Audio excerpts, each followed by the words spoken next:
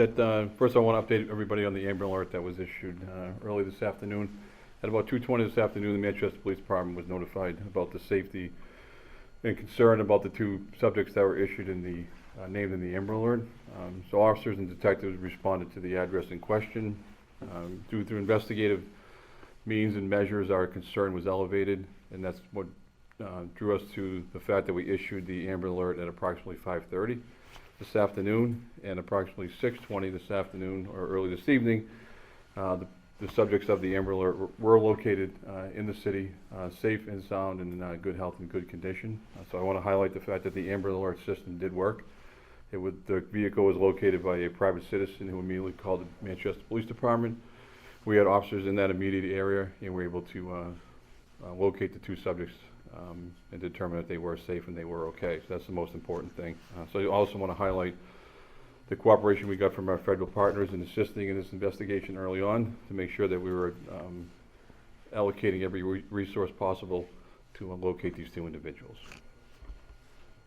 This entire case. So what was Sure, there's many facets as this investigation's starting to unwind. And the detectives are going to be working throughout the evening and probably into tomorrow to kind of solidify some things and rule some things out. So the investigation's in its very early stages. We need more time to speak with the subject of the adult, and to speak with some other parties. But at this point, I think there is no.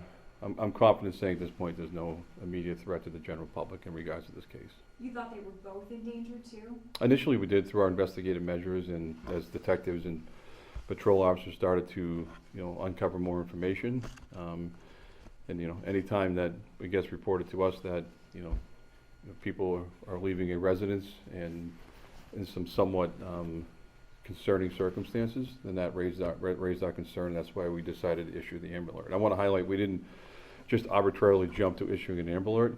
So there's some things that we had to work through before we went ahead and did that. I wouldn't say it's a misunderstanding, but those are the things that I talked about earlier that we want to investigate further and find out more about, and why those things were happening, why we have an active Amber Alert going on. So yeah, we have a lot of questions that we need to get answered at this point. And I just saw, again, through social media, so many people were commenting, hundreds of people saying, I saw this, I saw that, I called the station. How vital is the public in a situation like this? Extremely. Just demonstrate that the system worked. I mean, everybody got that Amber Alert on their phone like I did. It starts beeping uncontrollably until you address it and look at it.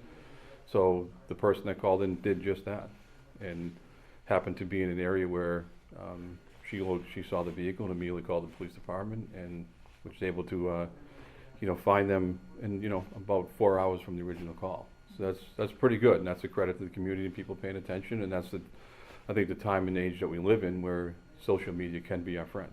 So what time was the original call? At 2:20 this afternoon. Okay. Yeah. And is it safe to assume, and I know you probably can't specify what, but safe to assume there'll be charges involved somehow?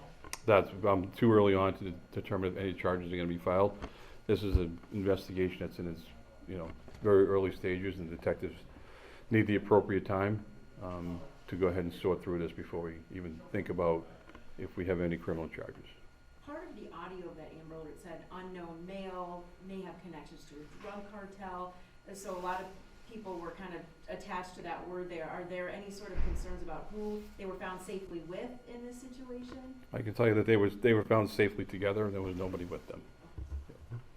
For them, had family been calling them? I haven't had a chance to speak with the detectives. They were still in the process of speaking with the adult female in the Amber Alert. So again, that's all part of the investigation. We're talking about federal partners you're working with. I assume you're talking about the FBI in this situation? Yes, the FBI.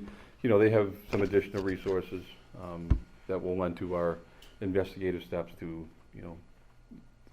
speed things up, if you will, and they just bring in some additional resources. And it's not uncommon. We work with the FBI and all our federal partners day in and day out here, so they're always part of our conversations.